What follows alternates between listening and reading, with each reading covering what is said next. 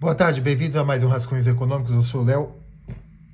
No vídeo de hoje, eu quero explicar um pouquinho para vocês sobre demografia aplicada à economia. Nossa, que vídeo chato vai ser, né, Léo? Não. Provavelmente eu vou deixar um pouco aí para vocês, né, que o nome do título vai ser, né, o fim, né, do Brasil, da Rússia e da China, que todo mundo fala, né, que eu falei no meu último vídeo que o Brasil vai acabar, né, porque não vai ter mais gente. A Rússia, inclusive no meu react sobre a economia da Rússia, muita gente fala, tá, o que adianta tudo isso? Que a Rússia vai acabar, né, o crescimento vegetativo russo, a Rússia vai desaparecer, não vai ter mais gente na Rússia em pouco tempo, né, já está abaixo da reposição, a população diminuiu 2 milhões de 1990 para cá, né, em 35 anos, né, e a China tem a política, o fim da política do filho único, e também a China está com a população velha, né? Muito velha. Tá. Eu sou o Léo, esse canal é de economia. Eu sou economista. E aqui nós tratamos de economia como uma ciência.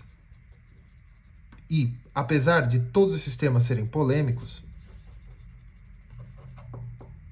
eu trato a polêmica do ponto de vista da ciência, né? É a ciência econômica. A demografia não é uma ciência econômica, é uma ciência social. A economia também é uma ciência social, mas a economia utiliza a demografia como... O que é demografia? A demografia é a forma quantitativa de se estudar as populações. Eu gosto muito de demografia. É uma ciência acessória à economia, mas é uma ciência em si, né? Então, hoje nós vamos tratar do problema populacional. Como assim problema populacional? Brasil, Rússia e China é corrente, é notório, público notório de que Brasil, Rússia e China estão com a população velha e diminuindo. Isso é um problema econômico? Veja, a economia deve, sim,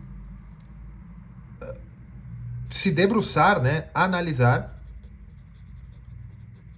os impactos e possíveis causas. Causas o quê? Econômicas. Há o problema populacional, que é a redução da população, né? Veja, como eu já falei, eu já estudei muito demografia aplicada à economia, né? Principalmente transição demográfica. Que transição demográfica não é um tema econômico, mas é um tema em que a economia sequestra para ela, porque se tem correntemente de que a transição demográfica tem causas econômicas.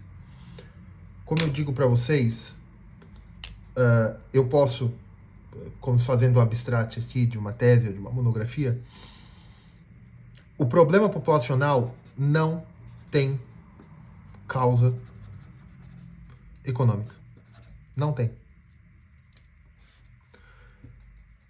Pode ter, mas quando ela tem, chama-se de choques, né? Exógenos. O que é exógeno? Algo que vem de fora. Fora do que? Da população. Veja, a economia é um estudo teórico-social. A população é um dado da natureza, ela existe. Então não tem como uma coisa teórica, uma construção social, impactar a população. Tem, né, num sentido dialético, mas eu digo, dialética de verdade, tá? Aristotélica, não essa palhaçada hegeliana e marxista. Mas sim de que a população se impõe e as relações econômicas têm que se submeter às relações sociais. Evidentemente que relações econômicas durante muito tempo são incorporadas pela questão social e podem impactar as populações para sempre, tá?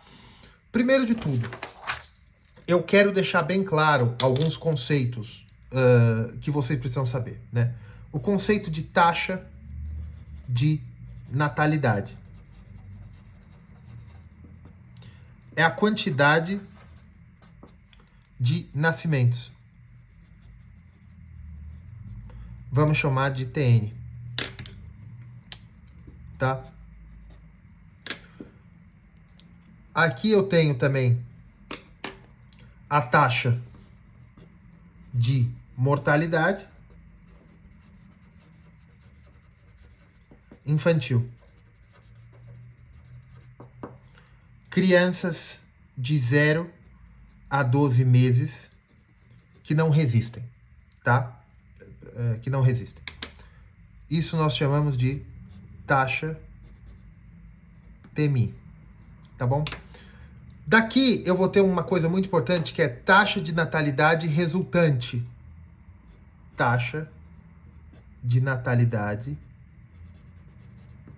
resultante.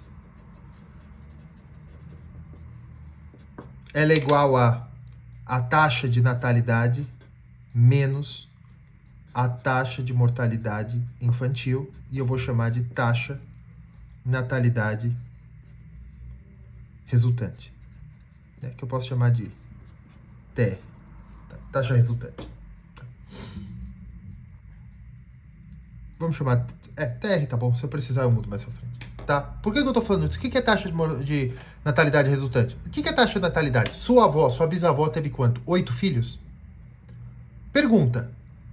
8, o seu pai, sua mãe tem 8 irmãos e irmãs? Ou seus avós? Porque provavelmente você é uma geração mais nova, você já é sua segunda geração da transição, do fim da transição, né, do quinto estágio. Perguntem quantos filhos eles tiveram. Se eles tiveram, se você tem 6 tios, provavelmente a sua avó tal, na verdade teve 7 gestações. Ou até 8 gestações. Ou seja, 6 vivos e 2 que não vingaram, né? Esse termo é YouTube friendly, né? Mas vocês entendem o que eu quero dizer. Então, a taxa de natalidade resultante é para o global. Qual é a taxa de natalidade? Quantas crianças nascem por ano? 2 milhões. Qual é a taxa de mortalidade? Quantos filhos nascem por ano? Nasce 1 milhão. Certo? Só que de 1 milhão, eu tenho uma mortalidade infantil de 3%, que é altíssima, né? Então eu pego... Na verdade, eu tenho a taxa de mortalidade de 30 mil, né? Eu tenho um nascimento de 970 mil, que é a taxa resultante. Tá bom? Aqui não tá com rigor científico, né? Como os dois estão em taxa, os dois estão em percentual, mas é composto e tal, mas vamos trabalhar assim só para vocês entenderem o que é a taxa resultante, tá bom? Eu tenho a taxa de fecundidade e a taxa de fertilidade. A fecundidade é dentro das mulheres, do universo de mulheres que estão em idade reprodutiva, né, em capacidade reprodutiva, quantos filhos eu tenho por mulher no quinquênio, em 5 anos. Tá? Essa taxa de fecundidade. Qual é a média de nascimentos dentro das mulheres dentro do quinquênio, tá? E a taxa de fertilidade, isso aqui é quantos filhos cada mulher, é quantos filhos por mulher. Tá, Léo, isso aqui também, não, mas cada mulher, tem Maria e Joãozinho, e Joaninha. Quantos filhos Maria tem? Maria teve 3 filhos. Em que período? 5 anos. Então a taxa de fecundidade dela é 3. Mas se ela tem 5 filhos, mas teve um período de 10 anos, eu posso dizer que a taxa de fecundidade dela, se ela tem 5 filhos no período de 10 anos, a taxa de fertilidade de fecundidade dela é 2,5 alguma coisa, certo? Fecundidade. A taxa de fertilidade é quantos filhos por casal, tá? A taxa de fecundidade, ela é muito demográfica, não precisa, eu não vou utilizar agora. E eu quero que vocês... e tem uma outra que é a taxa de letalidade e a taxa de mortandade. Isso aqui é causas naturais. Isso aqui é violência. Tá? Isso aqui eu vou ter a taxa de falecimentos. Posso chamar assim? Que eu não quero usar a palavra certa, mas vocês... Tá. E aqui eu vou falar para vocês, já finalizando a parte chata, o crescimento vegetativo. O que é crescimento vegetativo? É a diferença, delta, né, em economia, entre nascimentos e a taxa de falecimento, né? Que isso aqui, essa taxa de falecimento é em módulo e ela não é porcentagem, né? Pertencente às naturais, tá? É que eu tô chamando de taxa, mas é um número, na verdade, né? Ela é um número, tá? São os nascimentos menos os falecimentos, tá bom? Nós dizemos que a população que cresce quando a quantidade de nascimentos é maior que a quantidade de falecimentos. A população estagna quando a quantidade de nascimentos é numericamente igual à quantidade de falecimentos. E a população decai, né, decresce, quando a quantidade de falecimentos é maior do que a quantidade de nascimentos, por crescimento vegetativo. Aqui eu não entro o fluxo migratório. O que é fluxo migratório? Eu posso ter uma taxa de nascimentos enorme, mas grande parte da população imigra e vai para outros países. E isso não repõe a quantidade de pessoas que falecem e as quantidades de pessoas que emigram, que saem do país, né? Isso é fluxo migratório. Eu posso ter países como países europeus, né? A Alemanha, você tem um crescimento vegetativo negativo, né? Falece mais gente do que nasce, só que você tem um grande fluxo positivo de imigrantes, né? De imigrantes. Essas pessoas estrangeiros vêm para o seu país, moram lá e tornam-se nacionais de alguma maneira.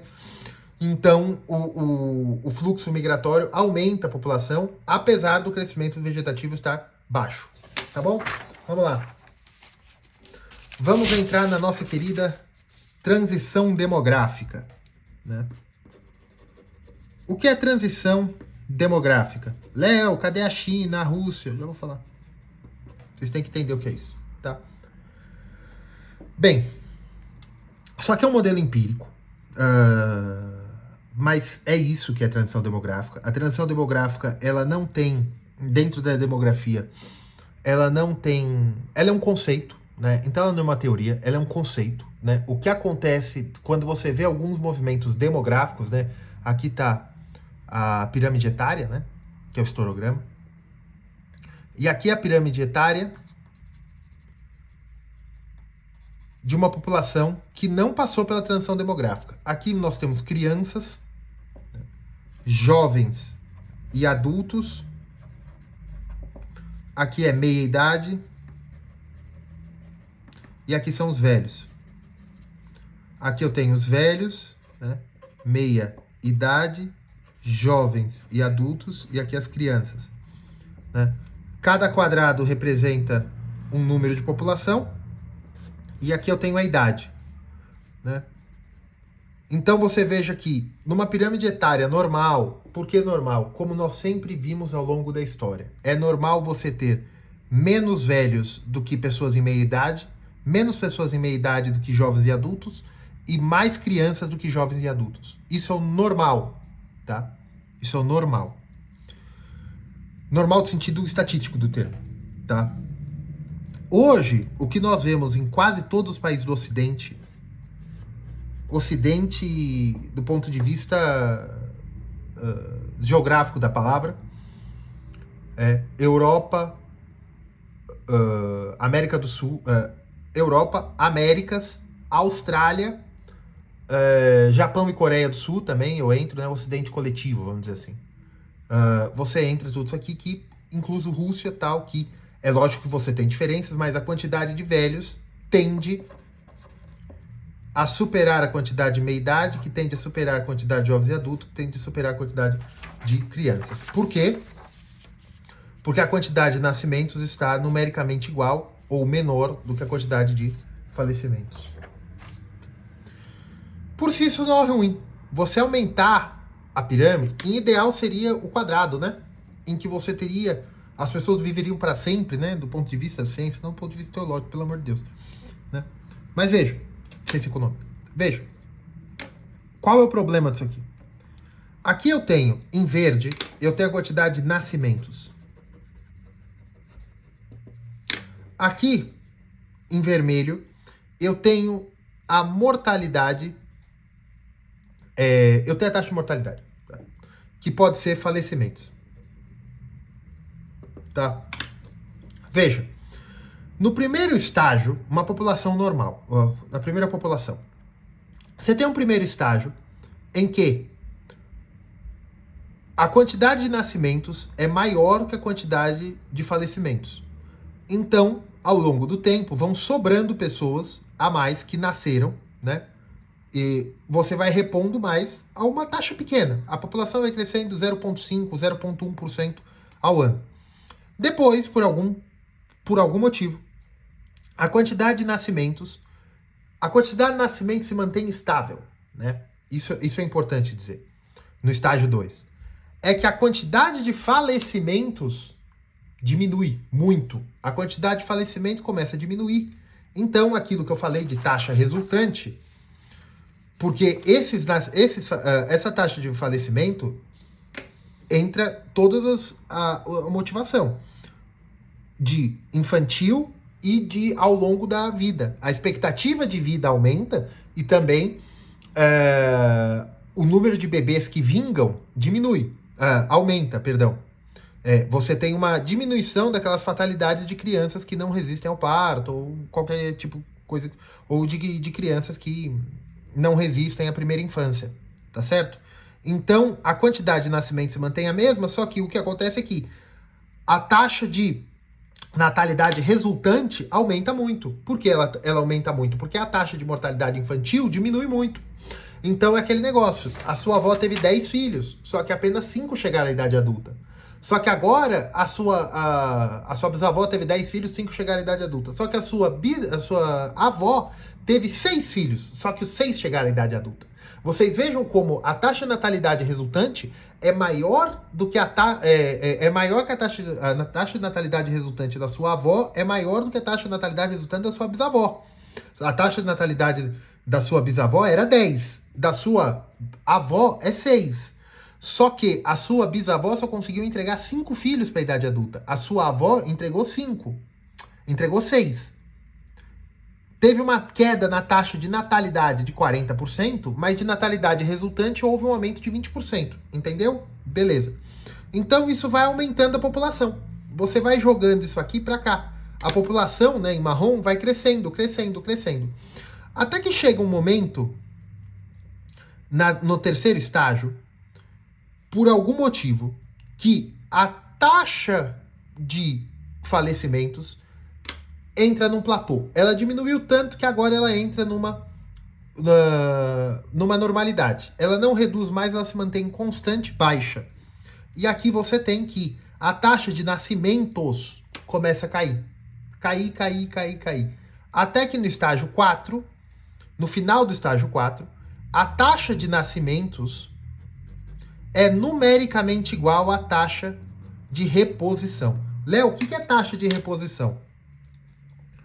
Você tem a sua vó, né? Aqui nós vamos colocar o seu pai. Aqui nós vamos colocar em azul, nós colocamos a sua mãe, tá? O seu pai tem o seu avô paterno e o seu avô e sua avó paterna, né? Avô, né? Avô, avó. E aqui eu tenho também avô, avó, materna, do lado materno. Só que veja, eles também têm o seu bisavô e sua bisavó. Veja, cada pessoa, à medida que você vai subindo uma geração, é exponencial. Você vai precisando de um monte de gente para chegar até você, tá? Veja, o seu pai precisou de 2 pessoas para nascer, o seu avô paterno precisou de duas. É enorme, a quantidade de gente é enorme, tá? Para gerar uma pessoa. Para manter essa brincadeira funcionando, tá? Porque aí eles se juntam e tem você. Só que veja, precisou de 2 pessoas para gerar você. Então, um pai e uma mãe geram uma criança. Você tem um problema, porque a próxima geração, se você se mantém que quase todo mundo tem uma criança, a quantidade de adultos disponíveis na próxima geração, na próximos 30 anos, vai ser metade do que a geração anterior. Então a taxa de reposição para você manter a quantidade de adultos na próxima geração é igual a 2. Isso aqui é um axioma, tá? Isso aqui é determinado pela demografia. Eu não entrei em economia ainda, beleza? Beleza. Quando você tem uma taxa de natalidade numericamente igual à taxa de reposição, você tem um problema. Por quê? Porque, veja, a taxa de natalidade resultante, ela precisa ser numericamente igual à taxa de reposição para você manter o crescimento vegetativo maior que 0. Ela tem maior ou igual a 0. Para você manter a população ou ela crescer. A taxa de reposição. Só que o problema é o seguinte, a taxa de reposição, a taxa resultante tem que ser numericamente igual à taxa de reposição. Só que a taxa de reposição é 2. 2,1, né? 2,1, né? Quando você tem violência na sociedade, ou você tem fluxos migratórios, ou caramba, algumas pessoas que chegaram até os 30, 40 anos começam a ser sacados da pirâmide etária. E aí você aumenta a quantidade de idosos, por quê? Porque depois que você chegou nos 60 anos, você não é tão mais vítima da violência. Você tem diferentes expectativas de vida dependendo da idade. Então você vai diminuindo a população economicamente ativa, que é jovens a partir dos 14 anos, isso aqui é por número da Comissão Internacional do Trabalho, né? No Brasil não pode. E aqui, velhos até 60 anos. Velhos não, pessoas até 60 anos. Você vai diminuindo a PEA. E você tem um problema. A taxa de natalidade, a taxa de fertilidade, né, que a gente fala, ela é calculada em pessoas em idade reprodutiva. Quanto por cento da população tem? Ela tem 2 filhos, você tem uma média de 2,1 filhos por casal em taxa de idade reprodutiva.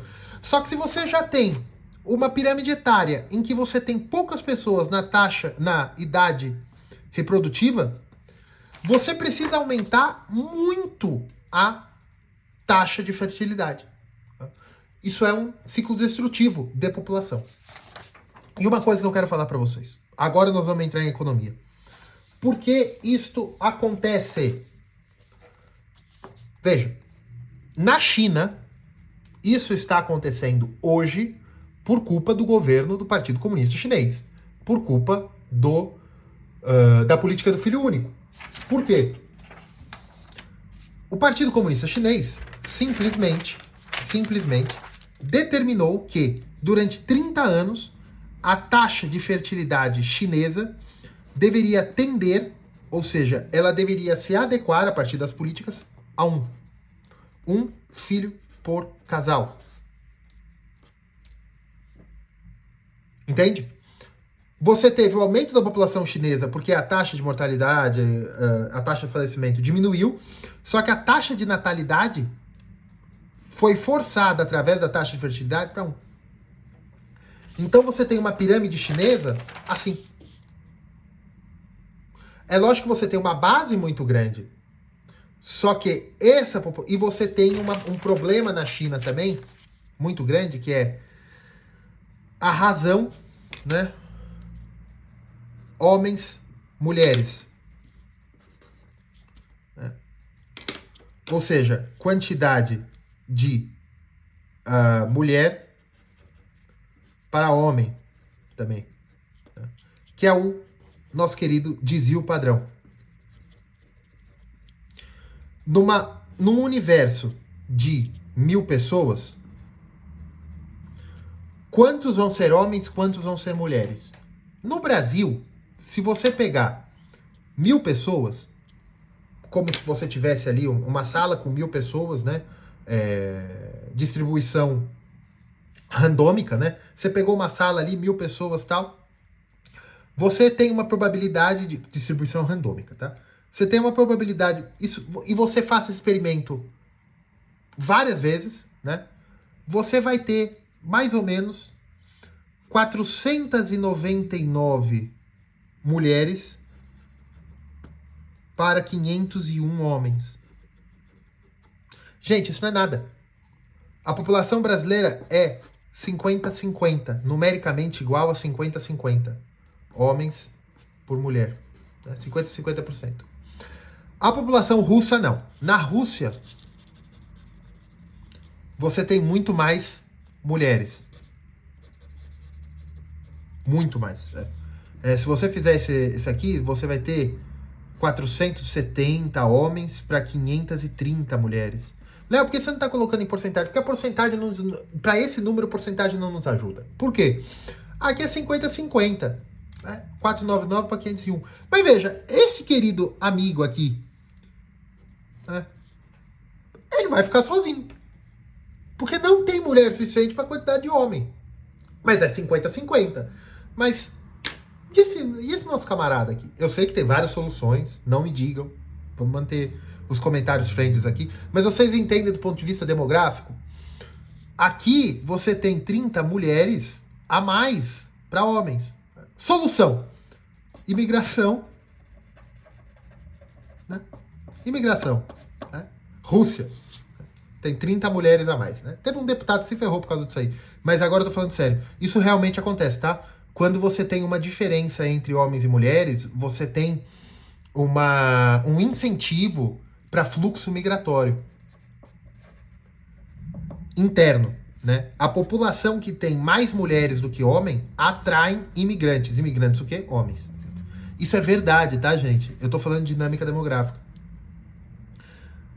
Isso ocorre. Só que na China, eu não peguei os números chineses, eu não lembro. Mas na China, vamos dizer que é o contrário. Você tem 530 homens para cada 400... em 1000 pessoas, você tem 530 homens e 470 mulheres. Né?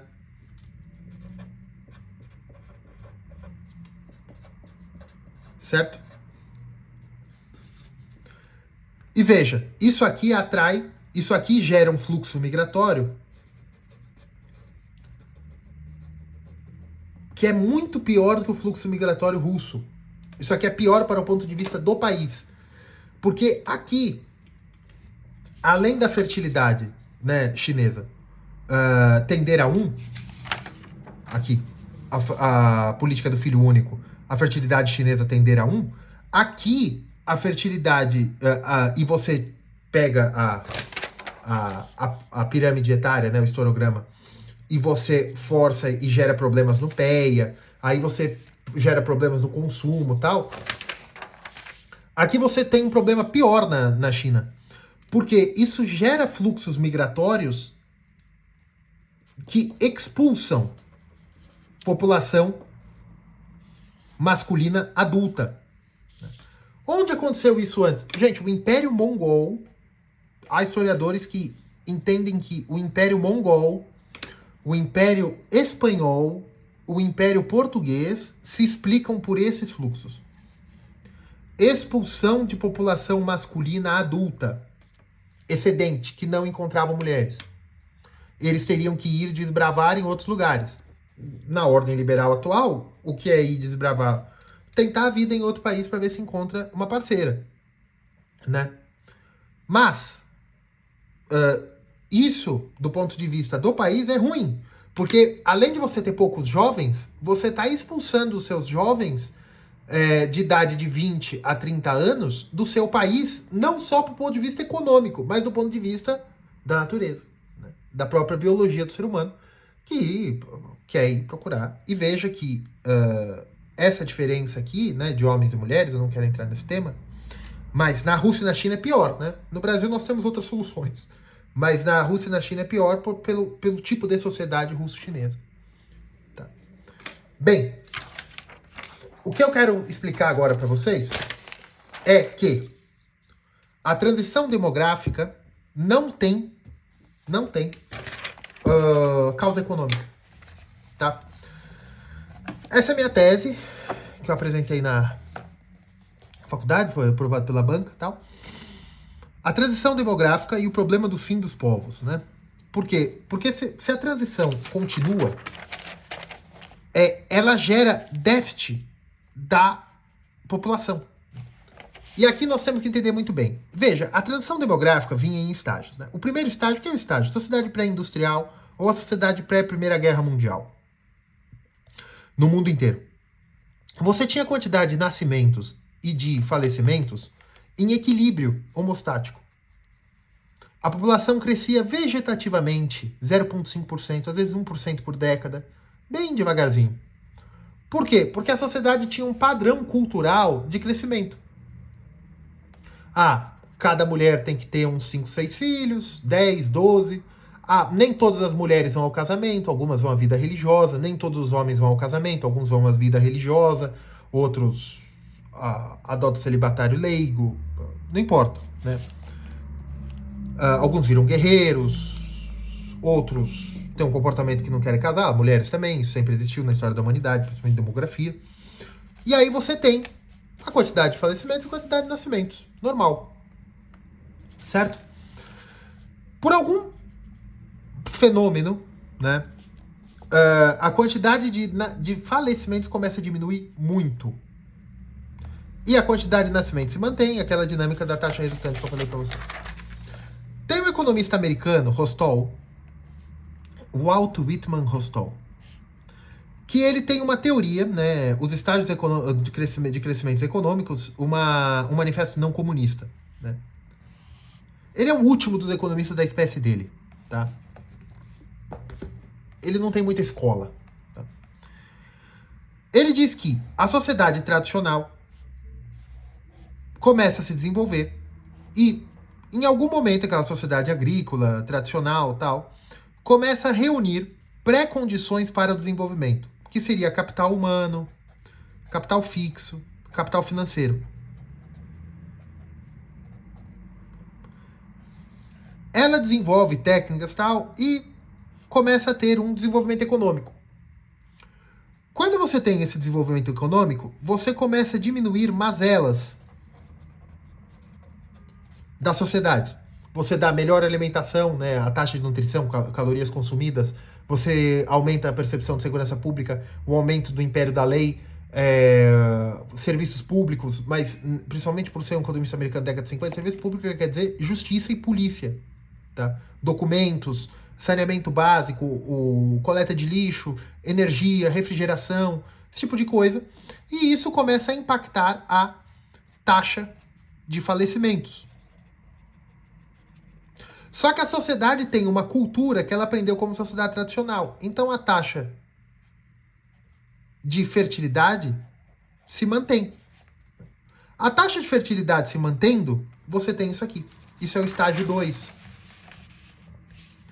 O estágio take-off pré-condições dele é do meio para o final do estágio 2. Aqui ele começa a reunir as condições, aqui ela está se desenvolvendo, você começa um boom econômico. O problema é o seguinte, isso é bom, isso é ruim. Mais gente é bom. Ah, mas qual o problema? Você impacta o PIB per capita. Por quê? Porque aqueles bebês e aqueles jovens, eles não estão produzindo ainda e eles dividem o bolo, vamos dizer assim. Eles demandam alimento, eles demandam infraestrutura hospitalar, escolas, polícia, o que quer que seja, e isso vai diminuindo a capacidade de poupança da geração que está trabalhando. Bem, e aí, com rumo à maturidade, as populações já absorveram a capacidade, o entendimento que a minha bisavó teve 12 filhos, por exemplo, vamos supor. Ela teve 12 filhos. Só que 6 chegaram à idade adulta. Agora, a minha avó teve 7 filhos e os 7 chegaram à idade adulta. Isso forçou demais a capacidade de poupança. E aí as populações começam a entender que se eu tenho 3 filhos, já tá bom. Entendeu? E aqui entra também veja, isso é antes da pílula anticoncepcional. Aqui entra também, no rumo à maturidade, ele entra o trabalho feminino, que torna mais custoso ainda ter filhos, porque a mulher tem que fazer uma escolha entre trabalhar fora e trabalhar dentro de casa. Quem vai cuidar dos filhos? Torna mais custoso ainda. Tá? Só que ele entendia o seguinte: à medida que a sociedade for aumentando a quantidade de riqueza disponível, a quantidade de nascimentos vai voltar a aumentar, porque o custo marginal de ter filhos vai diminuir, porque eu sou uma pessoa muito rica, então para mim não é mais tão caro ter filhos. Naquela época o PIB per capita americano eram 10 mil dólares, hoje é 80 mil dólares. Então é muito mais barato hoje ter filho do que naquela época. Só que por que naquela época se tinham 6, 7 filhos e hoje um americano tem 2? Se a paridade de poder de compra é 7 vezes maior hoje. Bem, aí eu tenho 2 explicações. Richard Easterling, ele é da Universidade de Pensilvânia, se eu não me engano, economista americano, década de 60. E John Charles Caldwell, australiano. Austrália. Né? Por quê? Porque eu tô falando do Ocidente, gente. Tá? Transição demográfica não se aplica à China. Tá bom? Vamos lá. Para Richard Sterling, ele aplica economia, microeconomia, utilidade. Ele diz o seguinte: ele concorda com Rostov, ele não fez um debate com Rostov, mas eu digo, verificando o argumento, ele se complementa que antes a quantidade de nascimentos não significava a quantidade de filhos, né, diferente, que chegava à idade adulta. Quando isso tendeu a ser igual, a quantidade de filhos chegando à idade adulta era muito grande. Isso era custoso. As sociedades começaram a aprender que eu só vou ter um filho se eu ver um retorno. O retorno pode ser emocional ou pode ser financeiro. Não, eu tendo esse filho, daqui a um tempo eu vou ter mais gente para trabalhar na roça comigo. Daqui a um tempo ele pode ser jogador de futebol, ele vai pagar comprar uma geladeira para mim. Sabe? Esse tipo de coisa. Isso é muito americano, isso é muito burguês. Tá? Mas tudo bem.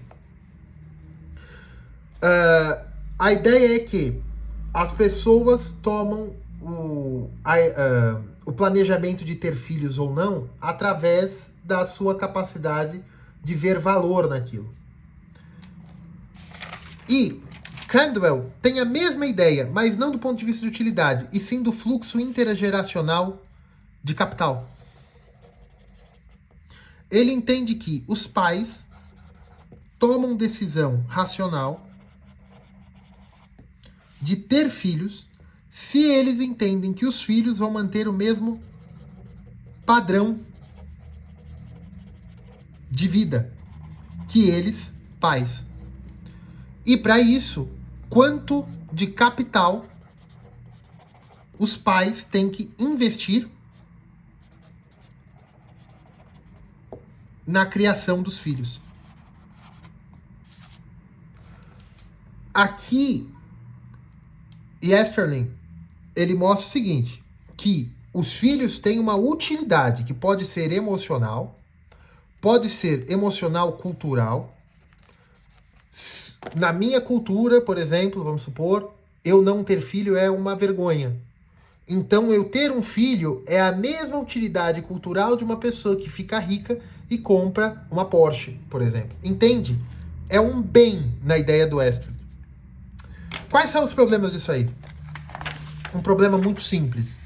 79, 61. Hostel, 1950.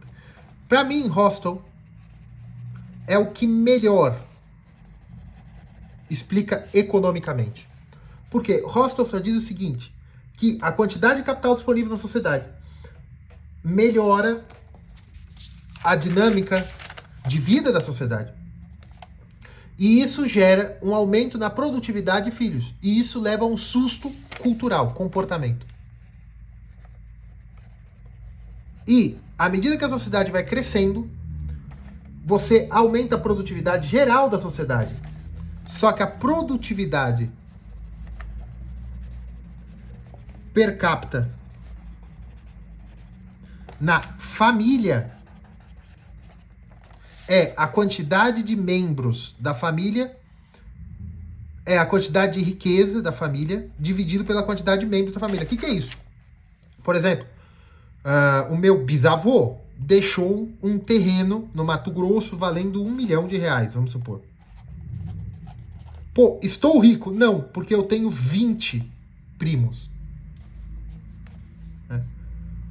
Ele deixou 1 milhão, eu tenho 20 primos. Cada um vai ficar com, isso aqui é 100 mil, né? Pô, mas tá bom, hein? Ele deixou um terreno de 1 milhão. Só que eu tenho que dividir por 20 primos. 50 mil pra cada um. Tá bom também. Caso eu tivesse um bisavô, eu queria. Né? Mas veja, se eu tivesse um só, seria 1 milhão. Você entende o que eu quero dizer? A quantidade de riqueza da família é dividida pela quantidade de pessoas que trabalham. O trabalho da mulher também é um efeito conecto, que a mulher tem que trabalhar, que antes não trabalhava, e tirá-la do mercado de trabalho custa bem-estar à família.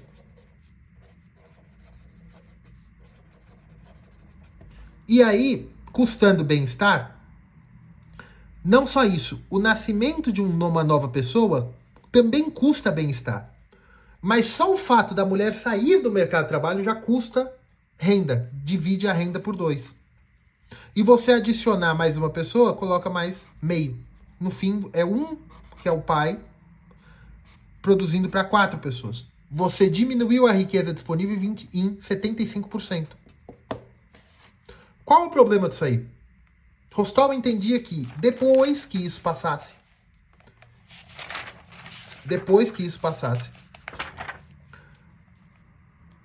a renda disponível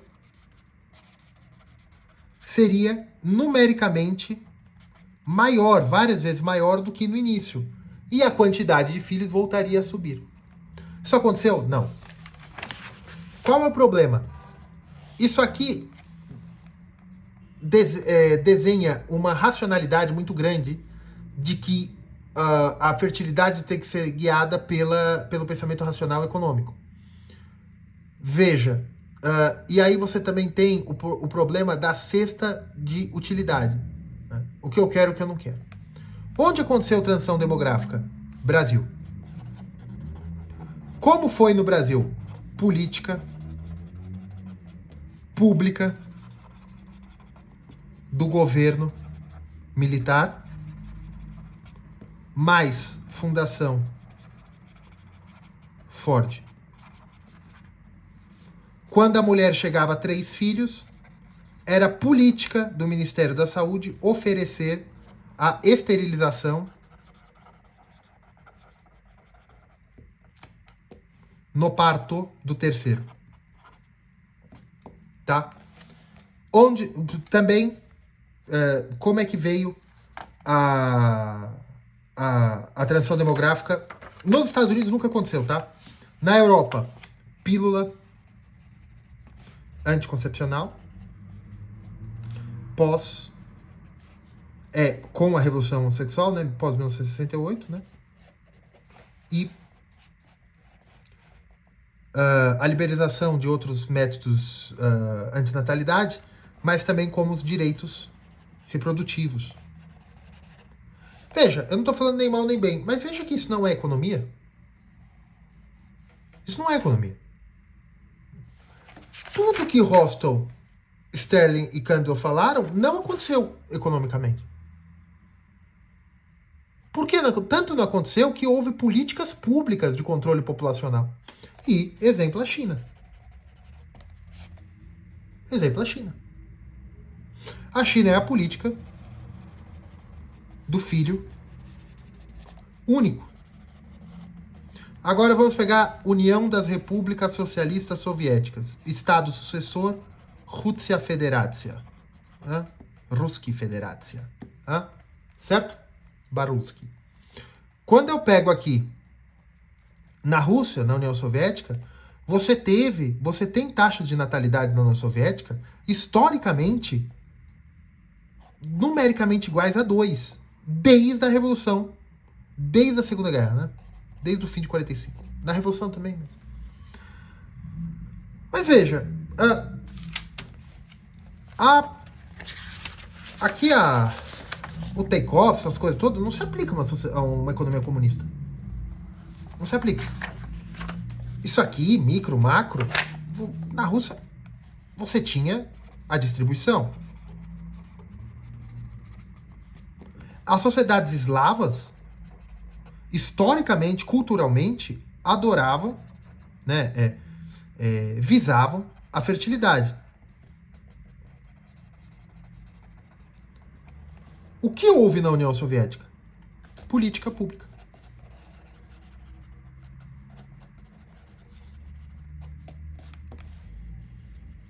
A transição demográfica é fruto de políticas públicas e mudança na preferência das famílias. E no caso do Brasil, nem mais família mais, porque família, evidentemente, mas no Brasil praticamente não há mais casamentos. No Brasil se criou a figura da união estável, para o Código Civil se aplicar, mas por que eu estou entrando nesse tema se isso não é economia? Porque houve a mudança da conta do IBGE, porque antes você via fertilidade por casamentos, agora é até difícil você entender número de filhos por casal. Quantos casais tem? Então, são mudanças na preferência das famílias. Então, quando vocês viram para mim e falam, a Rússia vai acabar, né, demograficamente. Eu falo, tá, o Brasil também. Alemanha. A Alemanha tem muito fluxo migratório positivo, né, mas Alemanha. United Kingdom. França não. A França não, porque as populações do norte da África que foram para a França têm uma taxa de fertilidade muito grande. E já são cidadãos franceses, né, que estão nascendo já a segunda, terceira, quarta geração. Então a França tá subindo. E os Estados Unidos, que é onde essa teoria nasceu, vai muito bem, obrigado. É numericamente igual, né, a reposição, e aí você tem um grande fluxo migratório. E a população, o crescimento populacional, né, crescimento vegetativo. Isso, americano sempre está na casa do 1%. Positivo. O Brasil vai acabar? Vai. Por quê? Porque o Brasil tem fluxo migratório negativo. E a taxa de reposição já foi perdida há muito tempo. E o Brasil tem um problema muito grande. Nós temos 60 mil homicídios ano. Gente, e são 600 mil por década. Não é exagero dizer que de 2003 a 2023, se nós tivemos uma média de 50 mil homicídios por ano, em 20 anos, nós tivemos o genocídio brasileiro. 1 milhão de brasileiros sofreu violência fatal, vamos dizer assim, né? O genocídio brasileiro. Veja, 1 milhão de pessoas que não está na dinâmica da transição demográfica. E quem mais morre no Brasil? Jovens, adultos, homens. Entendeu? É isso. A transição demográfica não tem causa econômica. Eu resumi muito a minha tese, né? Porque já tá longo o vídeo. E é isso, pessoal. Curtam, compartilhem, fiquem com Deus.